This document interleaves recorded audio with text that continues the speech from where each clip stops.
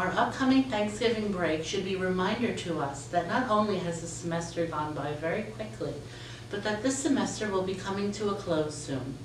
This final month, as much as it may not seem like it, will go by like the snap of our fingers as we prepare for our finals.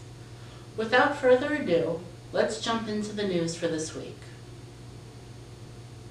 According to the SUNY COVID case tracker, as of November 11th, in a rolling 14-day period, Binghamton had done 2,607 total on-campus tests, with 27 on-campus positives and 1 additional off-campus positive, for a total of 28. 10 students were isolating off-campus, 1 was isolating on-campus, and 1 student was in mandatory quarantine. 99% of quarantine and isolation rooms were available.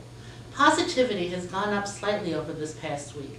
News.governor.ny reported that as of November 10th, 75.1% of New Yorkers had gotten their first dose and 67.3% had been fully vaccinated. Nearly 28 million doses had been given. The 7-day average percent positive was 2.78%.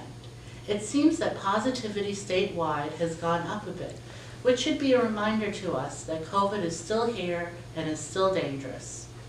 A Beeline announcement on November 10th reminded us to always wear our masks in the library, especially as more students begin to use the library so they can successfully finish off the semester. The announcement described that failure to do so can result in being removed from the library, or worse, being reported to the Office of Student Conduct. According to BoxOfficeMojo.com, over the November 6th to 7th weekend at the domestic box office, the top 4 performers were Eternals with just over 71 million, Dune took second with just shy of 8 million, No Time to Die was third with about 6 million, and Venom 2 came in last with about 4.5 million. Eternal's critics' score on Rotten Tomatoes has decreased again to 47% as of November 11th, and its Metascore has gone down slightly as well to 52%. Audiences were more forgiving on both sides, with 80% on Rotten Tomatoes and a 6.6 out of 10 on Metacritic. An article on Forbes.com on Sunday, November 7th, described how after that weekend, Dune had reached 246.5 million overseas and 330 million globally. Over that same weekend, No Time to Die reached a domestic cume of 143.15 million and was approaching 670 million worldwide. And Venom hit a domestic cume of 197 million.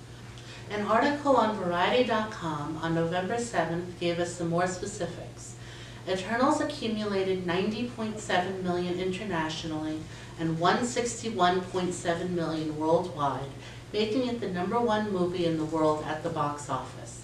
It has been banned in certain countries where homosexuality is criminalized, such as Kuwait, Qatar, and Saudi Arabia, due to an openly gay superhero in the film. No Time to Die was at 667 million as of that day, and Venom 2 was at 424 million. Tragedy struck in Houston on November 5th, 2021, when during the first night of Travis Scott's music festival, Astroworld, a crowd surge resulted in a human crush which has killed 8 people as of November 10th, 2021, with over 300 people injured and 25 requiring hospitalization, according to CNN. The crush began shortly after 9 p.m. when Scott took to the stage to perform his set, with the surging moving the crowd literally around the venue, not of their own accord, and preventing emergency services from responding to the injured. Despite pleas from the increasingly horrified audience, Scott did not stop the show until almost 15 minutes after the crush started, by which point the audience was literally crowd surfing the injured towards paramedics and firefighters. The festival did not end until after 10 p.m., by which point 17 people had been rushed to the hospital. Travis Scott and his girlfriend, Kylie Jenner, claimed ignorance of the event as it occurred, which has left many skeptical, as the tragedy has gone to a scale unseen to many. Investigations continue as to what the cause of the crush was and who was responsible. The tragedy has sparked debate online as to the responsibility of Travis Scott in mitigating the harm caused by the crush, with many citing examples of other performers ensuring the safety of their fans by fully stopping their shows until they can be sure that tragedy has been avoided. As of November 8, 2021, 36 lawsuits have been filed by victims and their families looking for answers to the senseless tragedy. More are expected to be filed in the coming weeks and months. Once again, conservatives have declared war on a piece of children's media due to concerns of indoctrination and pushing an agenda, which happens when shows attempt to encourage children to do something. A favorite target of the right is PBS's Sesame Street, which has been running since 1969, a show known for its diversity of cast and focus on early childhood education. Even today, as preschool remains a luxury for many, conservatives have found several reasons to express outrage over Big Bird and Friends. On November 6th, Big Bird tweeted that he had just gotten the COVID-19 vaccine. He neglected to specify which, to the praise of President Biden, who tweeted in response, "Getting vaccinated is the best way to keep your whole neighborhood safe." Unsurprisingly, Republicans raised an issue to this, led by Senator Ted Cruz, who called Big Bird government propaganda, with others calling the yellow bird evil and accusing him of brainwashing children. As they berated the fictional character, they spewed their usual misinformation regarding the coronavirus and the vaccine, most egregious of which is the idea that children are not susceptible to COVID.